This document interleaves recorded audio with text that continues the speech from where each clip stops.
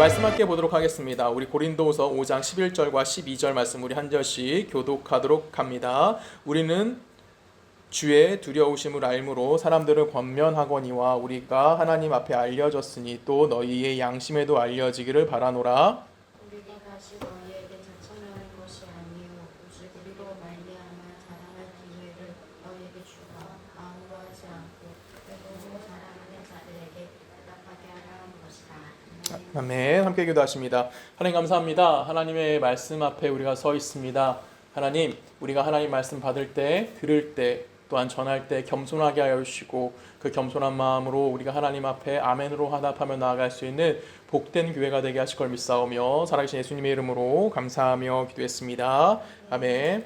오늘 본문은 이제 딱 보면은 약간 애매한 느낌이 들기도 합니다. 뭐냐면 우리 11절 말씀부터 제가 다시 한번 11절 중반이에요. 제가 다시 한번 보면은 우리가 하나님 앞에 알려졌으니 또 너희 양심에도 알려지기를 바라노라라고 이야기합니다. 쉽게 말하면 바울은 뭐라고 얘기했냐면 나는 하나님께 알려져 있는 사람이야라고 이야기하고 있는 거고요. 그리고 또한 뭘 얘기하고 있냐면 나는 너희들에게도 뭐 하는 거다? 알려지기를 원한다. 쉽게 말하면 바울은 하나님께 인정받는 사람입니다. 그럼에도 그렇기 때문에 사람들 앞에서 마땅히 인정을 받아야 하는 자신임에 대해서도 이야기를 하고 있습니다. 그리고 나서 12절에 바울이 이렇게 얘기해요. 우리가 다시는 너희에게 자천하는 것이 아니오 라고 얘기합니다. 그래서 다시 너에게 자천하지 않았다라는 얘기는 뭐냐면 이미 나는 너에게 뭘 했다는 거예요. 내가 누구인지 말했다라고 얘기하는 거예요. 그렇죠? 우리가 계속 봤습니다. 3장, 4장, 5장을 쭉 읽어오면서 바울이 자기를 변론하는 내용을 계속 봤어요. 그래서 이 내용 속에서 바울이 지금 이야기한 건 뭐예요? 자기 스스로가 어떤 사람인지에 대해서 하나님 그 고린도 교회를 향해서 이야기해줬다는 거예요. 그래서 바울이 자기를 자처하는데 누구와 비교하면서 자기에 대해서 이야기한 거죠?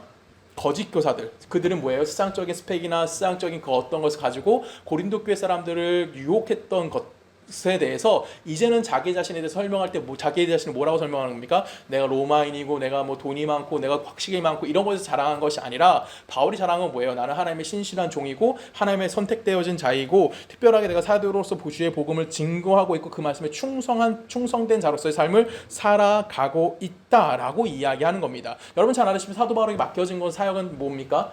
사도 바울에게 맡겨진 사역은 주의 복음을, 주의 말씀을 적극적으로 전하는 사도직을 그들에게 맡겨준 거고 바울은 그 일에 대해서 뭐 하고 있는 거예요? 그 일을 충실히 실행하고 있는 모습을 우리들에게 보여주고 있다는 겁니다. 이걸 좀 더 확장해서 생각해보면 오늘 우리들에게도 적용할 수 있는 거죠. 여러분은 이미 하나님 앞에 인정받아진 자들이라고 좀 믿습니다. 아멘이시죠? 그렇죠? 우리는 이미 하나님 앞에 뭐하는지 알려진 자들이에요. 조성원이 누군지, 뭐 정정이 누군지, 박재가 누군지 하나님 앞에 우리는 다 알려져 있는 자들인 겁니다. 그리고 나서 우리 또한 누구에게도 알려지는 겁니까? 세상 사람들에게도 알려진 자들이 되어져야만 한다라는 것이죠. 여기서 이 세상 사람들이 알려져야 한다라고 할 때 우리는 방법론 생각할 때가 너무나 많습니다. 그래서 우리는 내가 세상 사람들 알려지기 위해서 뭘 하느냐면 세상의 기준에서 내가 뭔가 좀 더 나은, 좀 더 복된, 뭐 쉽게 말하면 좀 복된 아니면 좀 더 높은 위치, 우리가 그 2000년대 한국 교회를 강타했던 고지론 같이 세상의 어떤 높은 자리에 기독교인이 올라가서 이 세상을 변화시킬 수 있다라고 이야기하는 것을 그런 어떤 방법론을 생각할 때가 너무나 많다라는 것이죠. 하지만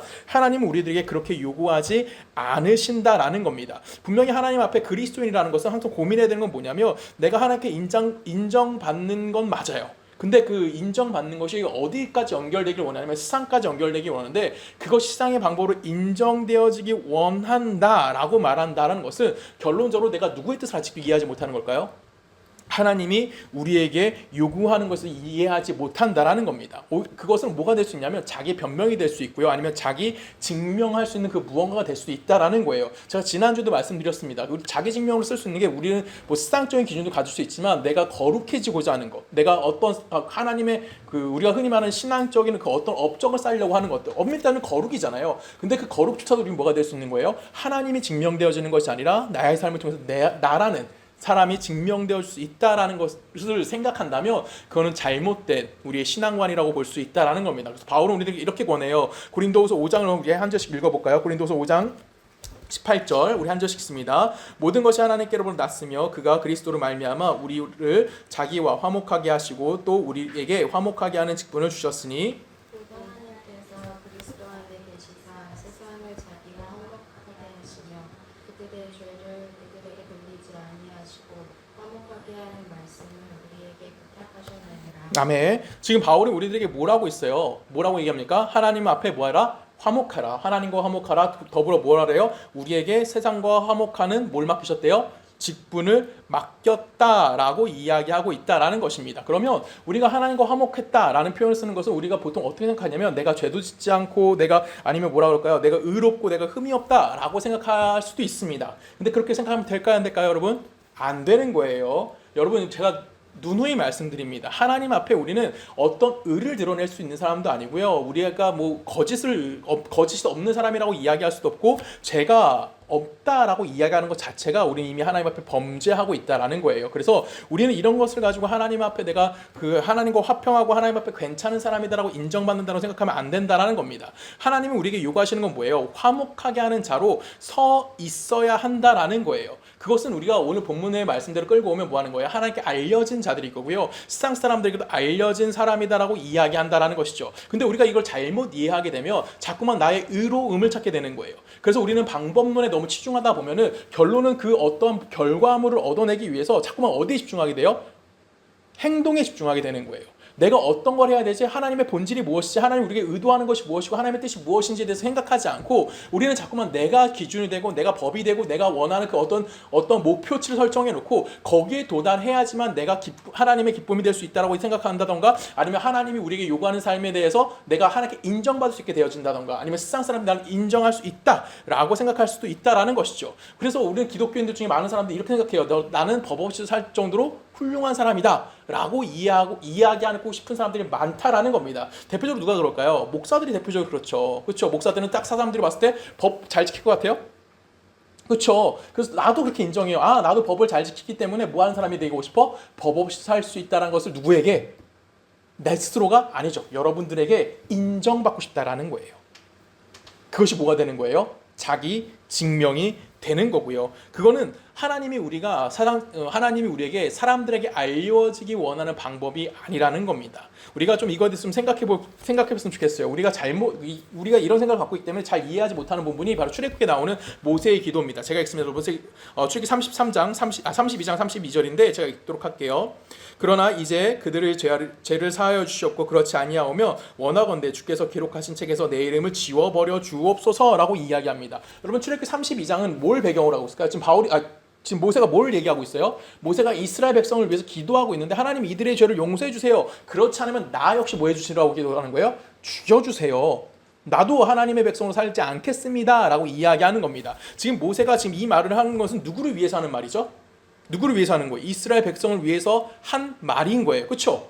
이것이 하나님을 위해서 하는 말인가요? 아니죠. 근데 엄밀하게 따지면 이것 역시 누굴 위해서 하는 말이에요? 하나님을 위해서 하는 말이라는 겁니다. 왜 그럴까요? 하나님은 이 땅에 의인을 찾으러 오셨나요?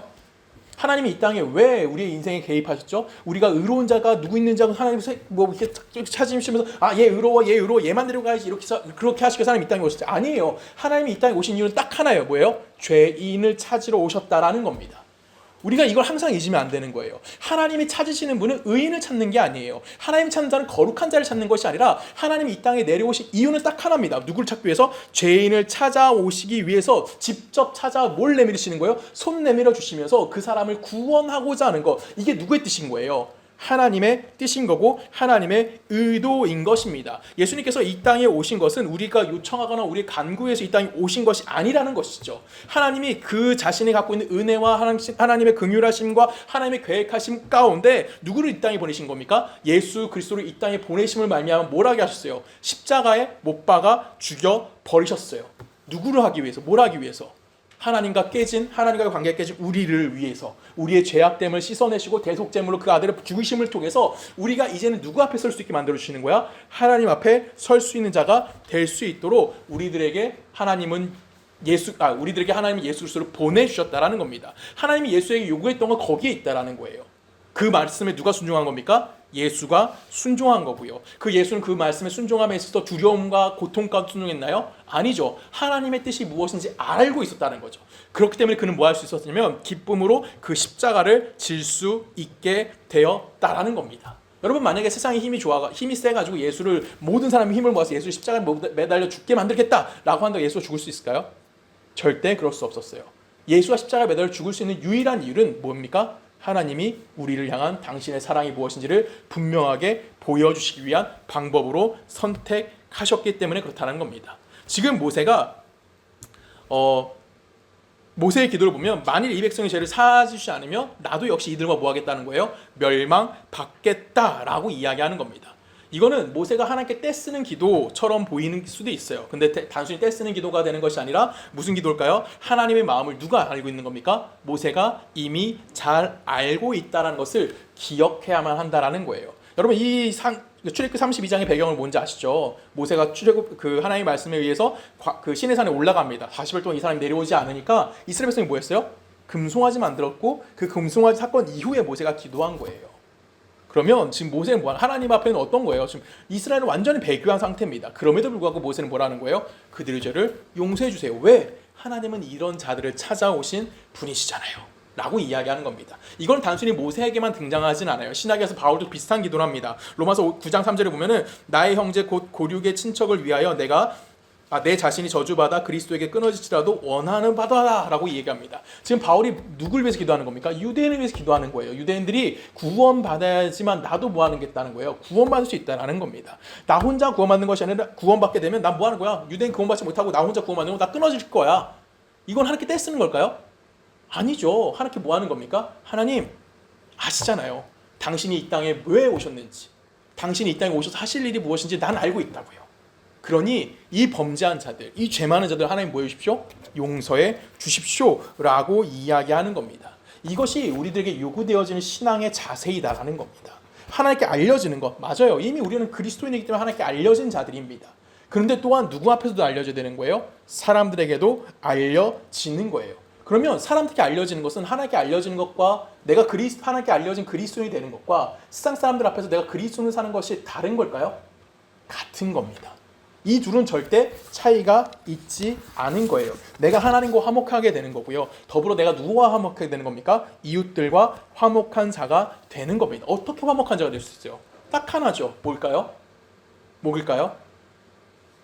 하나님이 우리에게 보여준 사랑을, 하나님이 우리에게 주신 그 긍휼을, 하나님이 우리에게 주신 그 은혜를 내가 나누어 줄 수 있는 자가 되어지는 겁니다. 하나님이 나를 당신의 사랑과 긍휼로 불러주셨고요. 그 긍휼과 사랑을 나에게 알려주셨기 때문에 그 사랑을 그대로 내가 뭐 할 수 있는 자가 되어야 되는 거예요. 실천할 수 있는 자가 되어져야 되는 거고요. 그 긍휼하심과 그 은혜하심 안에 내가 동참할 수 있는 자가 되어져야만 한다라는 거예요. 제가 오늘 예배 준비하기 전에 한 사람의 간증 비슷한 걸 들었습니다.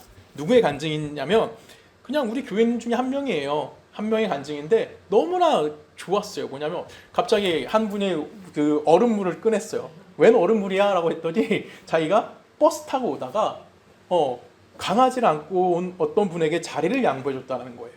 그랬더니 그분이 뭘 줬대? 얼음물을 줬대요. 그리고 그 얼음물을 여기 와서 같이 나눠 먹었습니다.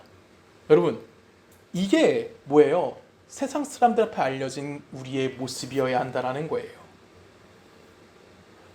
그 자리를 양보해 주는 게 어려운 일은 아닙니다.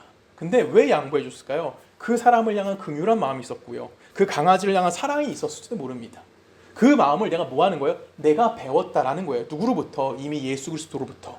그래서 나는 뭐 할 수 있는 겁니까? 그거를 동일하게 실천할 수 있다라는 거예요. 내가 자리 양보해 주는 것을 통해서 내가 어떤 흠결이 없는 사람이고 내가 거룩한 자이고 내가 의로운 자이고 내가 바른 자이고 내가 옳은 자이라는 걸 증명하고 싶었을까요? 증명하고 싶었기 때문에 자리를 양보했을까요? 나는 가끔 그래, 전철에서.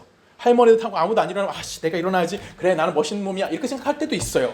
근데 중요한 건 뭐냐면 그런 의도가 아니라 제가 여러분들이 성경 공부할 때 성경 공부 처음 시작할 때 그 숙제 내줬던 거 기억하시죠? 뭐였습니까? 예수 그리스도의 이름으로 일주일에 착한 일 3가지 해보자. 그 안에 내가 누굴 걸 담으라는 거예요. 하나님의 것을 담는 거고요. 그 안에 누굴 걸 담으라고요? 예수 그리스도의 은혜가 무엇인지를 담아내서 나의 의로움과 나의 우월함을 증명하는 것이 아니라 내 안에 있는 그 예수 그리스도의 사랑을 세상 사람들에게 알려주라는 거예요. 그것이 너 예수 믿는 사람이세요? 교회 다니는 사람? 이런 얘기 들으라는 것이 아니라 그냥 내 안에 있는 그 사랑을, 내 안에 있는 그 은혜를, 내 안에 있는 그 긍휼하심을 나누어 줄 수 있는 자가 되어져야만 한다라는 거예요. 근데 많은 그리스도인들이 여러분 알다시피 뭘 하려고 그러죠? 내가 교회에 다닌다라는 것을 증명하고 싶어 한다라는 거죠. 아니면 내가 의롭다라는 걸 증명하고 싶어요. 성경에도 그런 사람들이 그런 부류가 등장합니다. 대표적으로 누굴까요? 바리새인들이에요. 바리새인이 성전에서 와서 기도를 이렇게 합니다. 우리 성경에서 읽을 거예요. 누가복음 18장 읽어볼까요? 바리새인이 서서 따로 기도하며 이르되 하나님이여 나는 다른 사람들 곧 토색, 불의, 간음을 하는 자들과 같지 아니하고 이 세리와도 같지 아니함을 감사하나이다. 나는 일에 두 번씩 금식하고 또 소득의 11조를 드리니라. 아멘. 자, 바리새인의 기도는 뭐예요? 간단합니다. 나 할 것 뭐했어? 다 했어. 그러니 나 뭐 해줘? 인정해줘. 나 복 줘. 내가 복 받는 것은 세상 사람들이 당신이 살아있다는 걸 증명하는 거야 라고 하나님께 기도하는 거예요. 이해 가시죠? 이 바리새인의 기도는 내가 하나님 앞에 A, B, C, D를 했어. 그러니까 이제 하나님이 내게 A에 대한 복을, B에 대한 복을, C에 대한 복, D에 대한 복을 다 내려주심을 통해서 아, 저 사람이 정말 우월하게 하나님 앞에 복된 자로 살고 있구나. 아, 저렇게 살아가면 하나님이 저 사람의 복을 내려주듯이 나도 저 사람을 닮아가야 되겠구나 라고 생각한다는 거죠. 그러면 중요한 건 뭘까요? 그 바리새인이 복을 받았다고 칩시다. 그러면 누가 기억될까요? 누가 기억될까요? 바리새인의 행동이 기억되는 거예요. 그 안에 하나님의 마음과 하나님의 뜻이 담겨있지 않다라는 겁니다. 내가 특별한 사람이기 때문에 인정받고자 하는 것은 결론적으로 내가 남들보다 뭘 하겠다는 거예요? 경건한 자이고 열심히 있는 자이고 노력하는 자이라는 것을 마땅히 인정받고 싶다. 그러면 그 안에 누가 증명되지 않는 거예요? 하나님은 설 자리가 없게 되어지는 겁니다. 근데 바울은 자기를 하나님의 종으로 하나님의 사람으로 자기를 소개할 때 그런 차원에서 자기를 소개한 적이 단 한 번도 존재하지 않는다라는 거죠. 바울은 자기 자신을 하나님의 마음에 동참한 자이고 하나님이 우리에게 요구하시는 거 뭡니까? 화목하게 하는 직분을 맡은 자로서 하나님이 우리에게 어떻게 은혜를 베푸셨는지 하나님이 나에게 어떻게 긍휼을 베푸셨는지 아는 사람으로서 그 하나님과 사람들 앞에서 내가 서고 싶다라고 이야기하는 겁니다. 그래서 바울은 자기를 뭐라고 표현합니까? 죄인 중에 괴수다라고 이야기하고요. 사도된 자 중에 어디에 있다? 자기는 어디 있다고 하죠? 맨 나중에 있는 자라고 표현까지 쓰는 겁니다. 그 이유가 뭘까요? 자기 자신이 보이면 안 되는 거예요. 내가 하는 그 어떠한 신앙의 모습을 통해서 내가 고난받고 내가 아파하고 내가 복음을 전하고 내가 교회를 세우고 내가 많은 사람들에게 뭐 성경을 가르치고 많은 사람들이 나를 보러 오고 그런데 그 자리에서 바울 자신이 보이는 것이 아니라 누가 보여야 되는 거예요? 바울은 하나님 앞에 뭐였던 자였죠? 하나님 앞에 배신자는 아니죠. 하나님 앞에 대적자였고 예수 그리스도를 핍박하던 자였습니다. 그런 자에게도 뭘 베푸신 분이에요? 사랑을 베푸신 분이라는 거. 그런 자를 긍휼히 여겨주셨고 그런 자에게도 은혜를 나눠주신 분이 누구라는 걸 알게 하는 거야. 하나님이라는 것을 알게 만들어 주오는 것이 바울이 원했던 삶의 모습이었다라는 겁니다. 그래서 사람들이 볼 때 그리스도인이라는 것은 누구처럼 돼야 되는 걸까요? 누구처럼 돼야 되는 걸까요? 아, 저 사람 생각하면 참 좋아. 아, 저 사람 생각하면 참 반가운 사람이야 라고 기억되어지는 사람이 되어져야만 한다라는 겁니다. 여러분은 어떠십니까? 여러분들은 다른 사람한테 아, 나 저 사람 만나면 참 행복해. 아, 나 저 사람 만나면 참 기분이 좋아 라는 소리 다 듣고 계시죠? 아멘. 그쵸. 우리는 그런 하나님 앞에 선 자들인 거고요. 그런 모습으로 또한 내가 다른 사람들 앞에 서 있는 자들이라는 겁니다. 왜 그러냐면 하나님 앞에서 하나님의 은혜와 자비와 긍휼을 베푸심을 받은 자들이에요. 그래서 우리는 그 일에 이미 동참한 자들이다라는 겁니다. 이미 우리는 하나님의 마음을 알고요. 예수 그리스도가 우리에게 요구하신 삶이 무엇인지를 알아요. 우리는 완전히 순종하지 못합니다. 100% 그 일을 다 감당하지 못하는 게 현실적으로 맞는 말이에요. 하지만 우린 또한 뭐하고 있는 자들입니까? 그 일에 동참하기 위해서 노력하고 있는 자들인 겁니다. 그렇죠? 이해 가십니까? 우리에게 요구되어지는 건 바로 거기에 있다라는 거예요. 성경에 세상 사람들은 우리에게 이렇게 얘기해요. 99마리의 양이 있는데 왜 굳이 한 마리를 찾으러 가느냐? 그렇죠? 근데 우리 그 한 마리를 찾으러 가기 위해서 뭐 하는 겁니까? 내 힘과 내 노력을 다하는 겁니다. 사망의 음침한 골짜기에 누가 찾아오셨습니까? 예수 그리스도가 찾아오셨고 하나님이 함께 해주셨다고 고백했던 그 다윗처럼 우리 역시 어디를 찾아가는 겁니까? 사망의 음침한 골짜기까지 내려가는 거예요. 왜? 한 영혼을 사랑하는 마음으로 그 영혼에게 주의 복음을 알게 하기 위해서 가서 예수님 믿으세요라고 외치는 것도 중요합니다. 근데 단순히 외치는 것이 아니라 그냥 그 사람이 때문에 그 사람 하나 때문에 내가 지금 당장 죽음의 위기 가운데 있지만 그 사람을 생각하니 나는 뭐 할 수 있어? 아, 살 수 있겠구나. 아, 누군가를 전화를 받았어. 근데 그 사람이 전화 목소리가 밥 먹었어? 그래 잘 지내? 딱 끊었지만 어떤 사람에게 뭐가 되는 거예요? 그게 엄청난 힘이 될 수 있다는 거예요. 그 역할이 누구 역할이라고요? 그리스도인들의 역할이라고 오늘 성경은 우리들에게 이야기해주고 있는 겁니다. 그 안에는 자기 자신을 증명하는 것이 자기 자신을 증명하는 것이 아니에요. 내가 배운 그 사랑, 내가 알고 있는 하나님의 사랑을 그 사람이 모르게 그 사람에게 알게 해주시는 겁니다. 이게 정말 어려운 거예요. 왜? 우리는 자꾸만 내가 인정받아야 하거든요. 그래서 우리는 자꾸만 뭘 만들려고 해요? 어떤 틀을 만들려고 합니다. 그리고 그 틀 속에서 우리는 뭐 하려고 하죠? 벗어나지 않는 것이 하나님의 원하는 삶이다라고 우리는 자꾸만 오해를 합니다. 제가 영화 얘기 하나만 할게요. 1997년에 일어난 실제 비행기 조난 사건을 영화화한 게 있어요. 이거 우크라이나 럭비팀이 비행기 타고 오다가 이제 추락을 합니다. 안데스 산맥에 추락하게 되고, 여러분 아는 영화입니다. 그 얼라이브라는 영화예요. 얼라이브라는 영화는 그 생존한 사람들, 비행기에서 이제 비행기 추락했을 때 생존했던 사람들이 이제 72일 만에 구조를 받게 되는데 72일 동안 그들이 어떻게 생존했는지에 관련된 내용을 기록한 것이 바로 이 얼라이브라는 영화입니다. 여러분 알다시피 이 얼라이브에서 사람들은 어떻게 하죠? 생존을 위해서 어떻게 하죠? 비행기 사고로 죽었던 사람들의 인육을 먹기 시작합니다. 그리고 결론은 인육을 먹으면서 그들이 겨우 생존하게 되고, 정말 인육을 먹지 않고 아세했던 사람도 있다고 하더라고요. 그러면 자, 여기서부터 이제 기독교인의 관점을 생각해 보세요. 제가 어제 이제 그 동료 목사님들 몇 분에게 질문을 던졌어요. 여러분들은 이걸 어떻게 기독교적 관심으로 보시는 게 맞습니까? 라고 이제 질문을 던졌습니다. 근데 그분들 중에서 이제 저에게 가장 저와 생각이 비슷하게 말씀하셨던 분들이, 죽은 사람들이라면 생존하기 위해서 그 사람들의 인육을 먹은 것은 잘못된 것이 아니다라고 말씀하셨어요.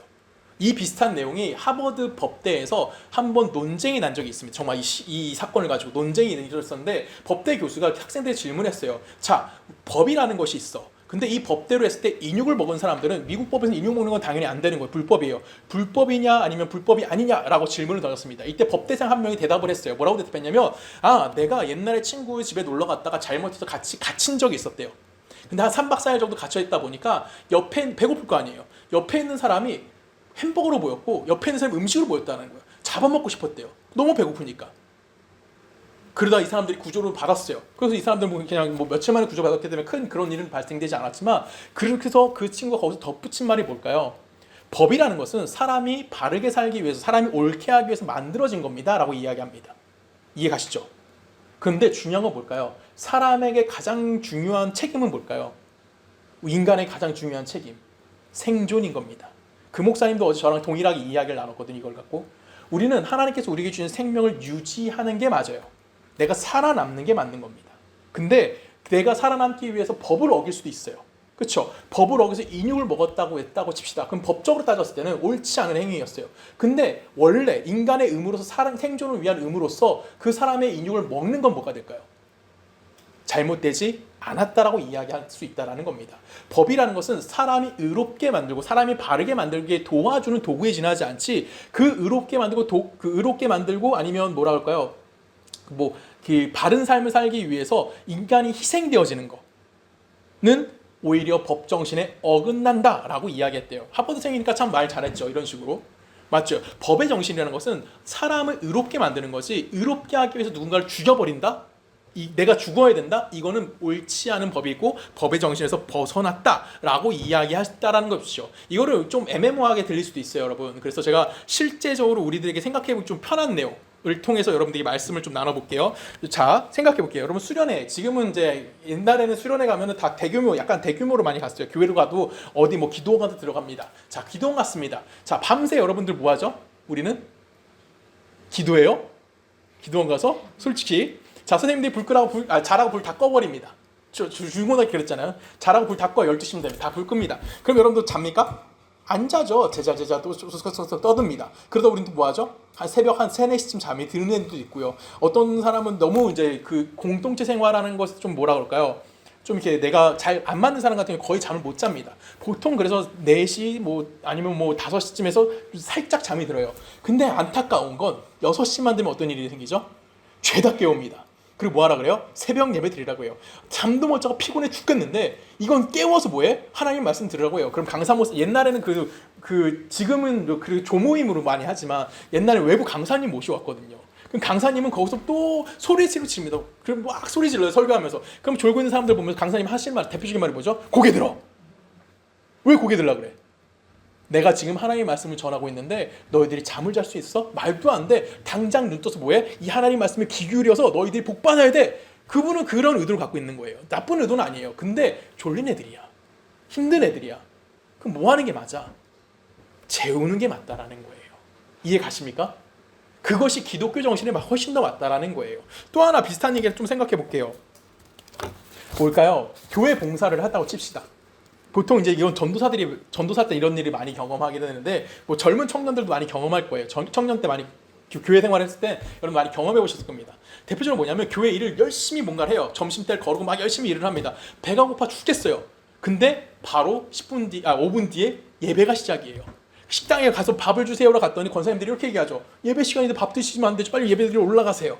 99명의 권사님들은 보통 뭐라고 얘기할까요? 이때 괜찮아요. 밥 먹고 올라가세요. 밥을 차려줍니다.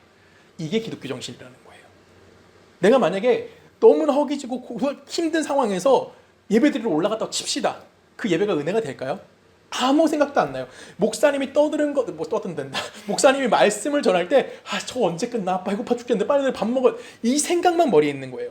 그러면 기독교 정신이라는 것은, 그리스도인의 정신이라는 것은 뭐 하는 걸까요? 권사님들의 마음으로 뭐 하는 거예요? 그 사람이 먹을 걸 주고 그 사람이 먹고 늦게 예배 올라가게 되는 거예요. 여러분 예배 좀 늦는다고 하나님 진노하실까요? 하나님 분노하실까요? 이 새끼 밥 먹고 예배 늦었어? 죽여버려야지. 하나님 거기서 진노하셔서 불 팍 내려서 그 사람 죽여버릴까요? 절대 그렇지 않아요. 이것을 여러분 잘 생각하셔야 된다는 겁니다. 하나님 앞에 알려져 있어요, 우리 이미. 근데 우리가 이 하나님 앞에 알려진 거 자꾸만 오해하는 거죠. 내가 거룩해야 되고 의로워야 돼. 그래서 이 거룩과 의를 자꾸만 어떤 기준과 틀에 잡아놓는 겁니다. 그래서 세상 사람들 앞에도 이 기준과 틀 안에서 내가 뭘 하고 싶은 거야? 나라는 사람을 증명하고 싶어 한다라는 거예요. 명분이 뭘 앞서가는 거야? 하나님의 뜻하심을 앞서가는 겁니다. 법정신이 뭐 하는 겁니까? 인간된 기본권보다 더 앞에 설게 되어진다라고도 이야기할 수 있다라는 거예요. 하나님이 여러분이 요구하시는 것은 예배 드려라가 아닙니다. 하나님이 여러분이 요구하는 것은 헌금하라가 아니고요. 하나님이 여러분이 요구하시는 것은 뭐 하라고요? 화목해 하라고 부탁하신 것이에요. 근데 우리는 자꾸만 이걸 오해해서 뭐 하는 겁니까? 명분화하고 있다라는 것이죠. 그래서 우리는 뭐 하는 거예요? 망하는 겁니다. 좀 더 쉬운 예를 찾아볼게요. 좀 더 현실적. 이 문제 생각해 볼게요. 여러분 횡단보도를 건널 때 우리 신호를 지켜야 됩니까? 안 지켜야 됩니까? 횡단보도를 건널 때 신호 무조건 지켜야 됩니다. 자동차는 신호를 지켜야 될까요? 안 지켜야 될까요? 횡단보도에서 지켜야 되는 겁니다. 왜 지켜야 되죠? 서로의 안전을 위해서, 원활한 소통을 위해서 우리는 모두 다 교통법규를 지키는 것이 맞아요. 자, 근데 가끔 너무 급해. 그래서 양옆에 봤더니 차가 안 와. 그럼 우리 무단횡단 할 때 있어요? 없어요? 솔직히 있어 없어? 나도 있어. 그렇죠? 사람이 안 오는 횡단보도에서 파란불이 바뀌었어. 빨간불로 섰어. 자, 횡단보도 건너는 신호예요. 사람이 아무도 안 와. 조성은 어떡할까요? 잘 지켜요. 근데 너무 급해. 막 지금 배가 너무 아파서 지금 난리 났어. 빨리 화장실 가야 돼. 그럼 어떡할까? 칠로 갈 수도 있어요. 그렇죠? 자, 그러면 내가 교통법규 안 지켰어요. 그럼 경찰이 만약에 잡혔다고 칩시다. 그럼 경찰이 여러분 죽여버리나요? 교통법규는 원활한 흐름을 위해서 서로의 안전을 지키라고 이야기하는 거지 그걸 가지고 생사를 논하는 문제는 아니라는 거예요. 여러분 운동도 똑같습니다. 운동에도 규칙이 다 존재해요. 만약에 뭐 피구라고 칠게요. 이제 예를 들어서 내가 그 상대방의 공을 던졌습니다. 죽어라고 던졌어요. 그 사람 공을 피하다가 금을 밟았네? 그럼 그 사람은 죽었어요? 안 죽었어요? 금을 밟았으니까. 금 밟으면 죽는 거예요. 그렇죠? 근데 진짜 죽이는 건가요? 아니에요. 그 게임의 흐름에 알맞게 하기 위해서 그 사람은 죽었다라는 표현을 쓰는 겁니다. 하나님도 우리에게 동일한 겁니다. 하나님께서 우리에게 율법을 주시고 하나님께서 당신의 말씀에 순종하라고 말씀하셨던 이유는 우리가 하나님의 말씀을 잘 듣다가 어느 날 갑자기 범죄했기 때문에 하나님한테 실수하고 하나님께 잘못했기 때문에 너 죽여버릴 거야 라고 하시는 것이 아니라 우리가 하나님의 백성으로서 올바로 살아갈 수 있게 하기 위해서 우리에게 뭘 주시는 겁니까? 법이라는 걸 주시는 거고 하나님의 말씀을 주시는 거고 그 말씀을 순종할 것을 요구하시는 거지 거지. 내가 그 말씀을 순종하지 못했다라고 한다고 할지라도 정말 내가 만약 인간의 삶이 100살이라고 칠게요. 내가 100살에 죽어. 99년 364일을 잘 지켰어. 마지막 하루를 못 지켜서 하나님 너 죽여, 너 지옥 가 이렇게 말씀하실까요? 그렇지 않다라는 거예요. 하나님이 우리에게 요구하는 건 뭐냐면 정답을 요구하는 것이 아니라 네가 그리스도인으로서 하나님 앞에 서 있고 세상 사람들 앞에 서 있느냐를 질문하는 겁니다. 그래서 기독교 정신에서 세상의 기준 앞에 항상 정답만을 이야기할 수는 없다라는 거예요. 기독교의 정신을 이야기했어. 근데 그것이 세상에서 오답이 될 수도 있다라는 겁니다. 거짓말이 될 수도 있다라는 거예요. 대표적인 예를 뭘 들 수 있냐면 솔로몬의 재판을 생각해보면 좀 쉽습니다. 그럼 솔로몬 재판, 어떤 두 여인이 아이 한 명을 데리고 솔로몬 앞에 옵니다. 그리고 진짜 엄마 좀 찾아주세요 라고 이야기해요. 이때 솔로몬이 내린 결정은 뭐였죠? 야, 애기 반으로 쪼개 라고 합니다. 이때 진짜 엄마가 내렸던 결정은 뭐였습니까? 포기했나요? 그렇죠. 포기라는 표현을 쓴 게 맞지만 그 사람은 그 자리에서 거짓말을 합니다. 아, 내가 엄마 아니에요. 저 사람이 진짜 엄마예요. 내가 엄마 아니니까 이 아이 저 여자에게 주세요라고 이야기했어요. 이게 무슨 의미죠? 분명히 이 진짜 엄마는 뭘 갖고 있어요? 기독교 정신을 갖고 있는 거예요. 생명을 살리고자 하는 한 영혼에 대한 긍휼함을 갖고 있는 거예요. 근데 그 여인의 입을 통해서 뭐가 나왔습니까? 거짓말이 나왔다는 거죠. 거짓말을 했음에도 불구하고 이건 뭐가 되는 거야? 기독교 정신이라고 이야기하는 거예요. 아들을 살리기 위해서 자기가 양보하는 겁니다. 이것이 기독교의 신앙인 거고요. 이것이 우리들에게 요구되어지는 것입니다. 하나님께서 우리들에게 부탁하신 일이 바로 여기에 있다라는 거예요. 내 정정당당함을 증명하는 것이 아니라 내 지식이 내 지식이 얼마나 위대하다는 걸 증명하는 것이 아니라 내가 지금 당장 경험하고 이 어머니를 예를 들면 내 자식이 중량하냐 문제 가운데 있을 때 나의 옳음과 나의 명분을 주장하는 거 맞아요? 아니에요. 어떻게 해서든지 뭐 해야 되는 거예요? 이 아이를 살려야만 하는 거예요. 이해 가시죠? 그것이 누구에게 주어진 겁니까? 우리에게 주어진 것이어요. 그래서 우리는 나의 옳음을 증명하면 되는 것이 아니라는 겁니다. 나의 정당함을 증명하는 것이 아니라 나의 고집을 증명하는 것이 아니라 하나님의 은혜가 무엇이고 하나님의 긍휼이 무엇이고 그 긍휼의 대상을 불쌍히 여기는 존재로서 내가 존재해야 함에 대해서 여러분들은 기억해야만 한다라는 겁니다. 여러분, 신앙은 옳음을 증명하는 것이 아닙니다. 신앙은 하나님과 세상을 화목하게 하는 일에 동참하도록 요구되어지는 것이 바로 신앙이라는 겁니다. 우리 마지막 성경 같이 볼까요? 마가복음 2장 갑니다. 23절부터 우리 한 절씩 읽을게요. 안식일 예수께서 밀밭 사이로 지나가실 때 그의 제자들이 길을 열며 이삭을 자르니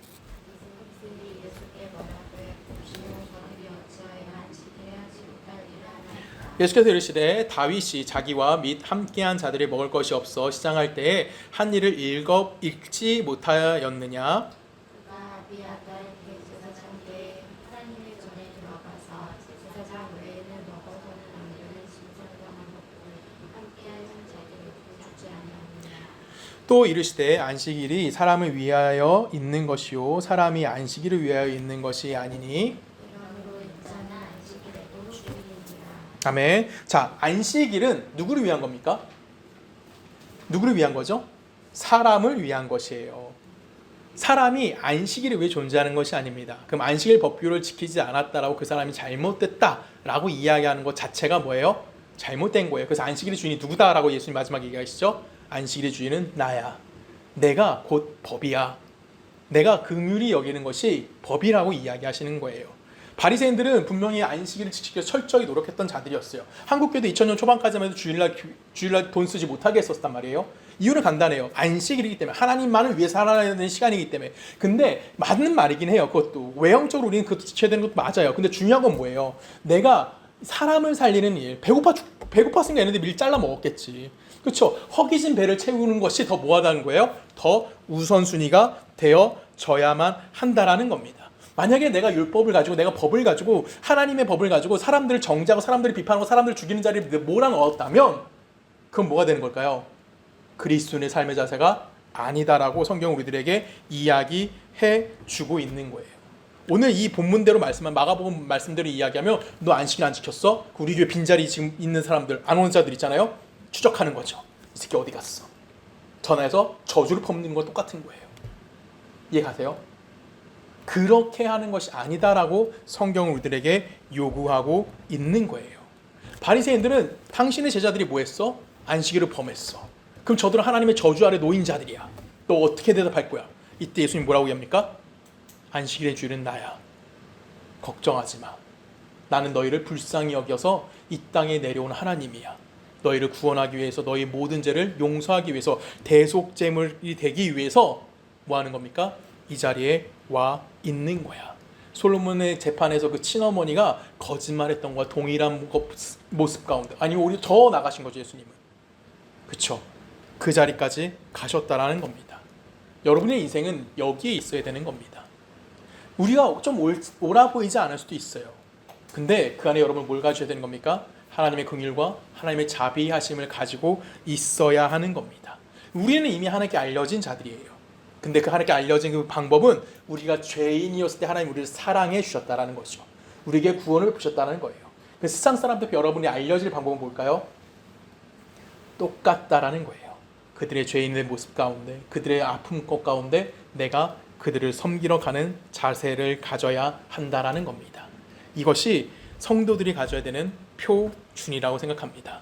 성도들이 가져야 되는 자세와 우리가 가져야 되는 안목, 우리의 태도와 우리의 삶의 원리와 우리의 삶의 방법이 어떠해야 하는지 여러분 말씀을 통해서 한번 고민해 보셨으면 좋겠습니다. 오늘 바울은 분명히 얘기합니다. 난 하나님께 알려진 자야. 너희들에게도 알려졌어. 근데 그 알려진 것이 내가 세상의 그 거짓 교사들이 이야기했던 것처럼 세상의 조건으로 알려진 것이 아니라 무엇으로? 하나님의 은혜와 하나님의 긍휼과 하나님의 자비하심으로 알려졌어. 나는 너희와 더불어 화목하길 원해 라고 이야기하는 겁니다. 오늘 여러분들의 입술을 통해서 그 고백이 나왔으면 좋겠고요. 여러분의 삶이 화목케 하는 그 사역을 맡은 자로서, 맡겨진 자로서 그 일에 충실히 수행할 수 있는 복된 자들이 되기를 주님의 이름으로 간절히 부탁드립니다. 우리 함께 기도하시겠습니다. 사랑하는 말씀 하나님, 주님의 감사합니다. 하나님이 우리를 사랑하시고 우리를 복되게 인도하셨고 오늘이란 시간 속에 그리스도인으로 살 수 있게 하시는 일 너무나 감사합니다. 오늘 바울은 하나님께서 자신을 맡겨주신 그 일, 하나님 앞에 인정되어지고 세상 사람들이 인정되어지는 것이 내 능력과 내 힘과 내 권리로서 이루어진 것이 아닌 하나님의 은혜와 하나님의 자비하심과 하나님의 긍휼하심의 은혜라는 것을 고백했습니다.